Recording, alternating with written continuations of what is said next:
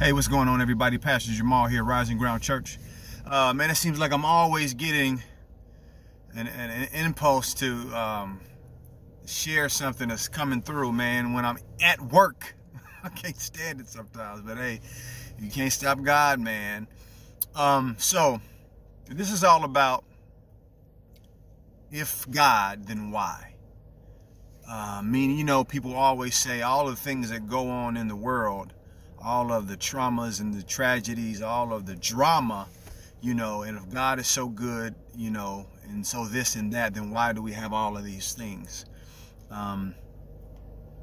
Rising Ground Church, or maybe more me, I've always been kind of a diplomat of sorts. This is just a natural thing. I've always desiring to show people a couple of sides as I understand it. You know what I mean? So this is one of those times where I feel that we've been given, this idea about God, rightfully so, but, God is bigger than, again, our perception. So as we get bigger in our understanding of things, then we can access more of God.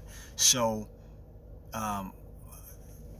the big thing is, I think the question is not necessarily if God, then why, but it's more of what does it mean to be a co-creator with God? We're called to create, whatever desire God puts in us. And not only that, but we also run on an automated creation. So whatever we focus on, we build, we make. And then there are other things, other variables, which I will not get into, that belong here too.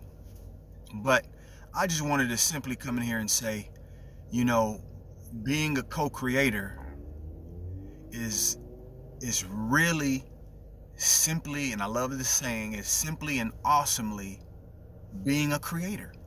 So you never know how necessarily God is going to show up to create something out of someone, or we have a desire, we have a real passion for something, and we go towards it, you know what I mean? And then we birth something out of that place. A lot of people birth a lot of different things. There are a lot of different organizations, there are a lot of different religions, there are a lot of different things that are birthed out of a genuine desire that has been there from birth for whoever it's been there for. And I think that's why, it's very critical that we don't judge, or we learn that God never intended for us to judge. Yes, that says that for those of us who are Christians, and have found our way towards the light of God through Christianity. We know that the Bible says don't judge, and the Bible also says, it implies judging your fellow Christian, but that's different.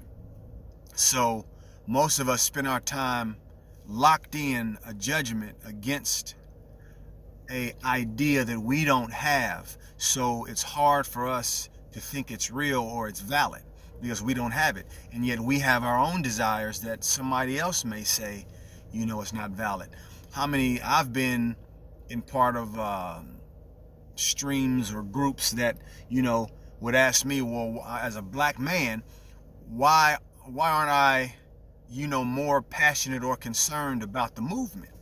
And I'll just simply say, well, it's not my work. It's not my work. Yes, I'm black, but that's not my work. I'm a spirit in this body that happens to be black. So my work it comes from the invisible. It comes from the spirit and anybody. So I say, and I understand now that those people who that is their work, I can't judge it. I remember judging it back in my early Christian years when I was like, well, this ain't God. You know what I mean? This is, I have an idea about what I'm seeing or what I'm sensing, and it was ignorant, because I didn't understand what could be understood at the time. But we are co-creators. We are creators. We create.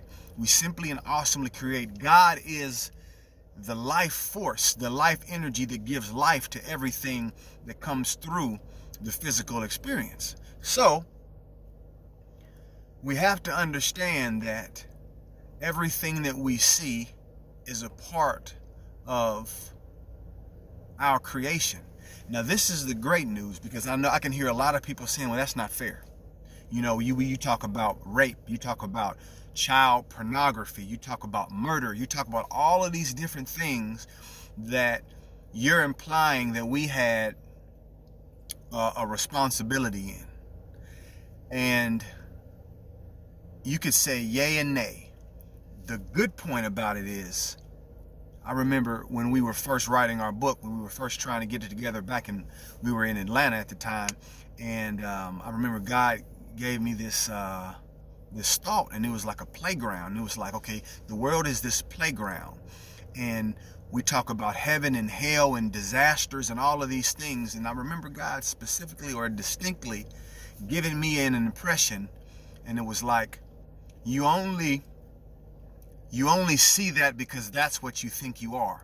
Because you think you are in the middle of the mess, in the middle of the chaos. You're a part of the chaotic puzzle picture of this world. Then yes, you gotta have a lot of questions. But if you understood who and what you are really, then you wouldn't be as mad at the things that are experienced when they're experienced.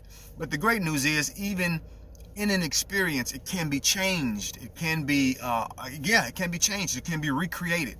Once we get and understand the simple, dynamic complexity of what we are, and start to operate more deliberately in that place, then we'll start to create things that we truly desire to experience more of. But the good news is, even in the bad times show us, I don't want to be in the bad times.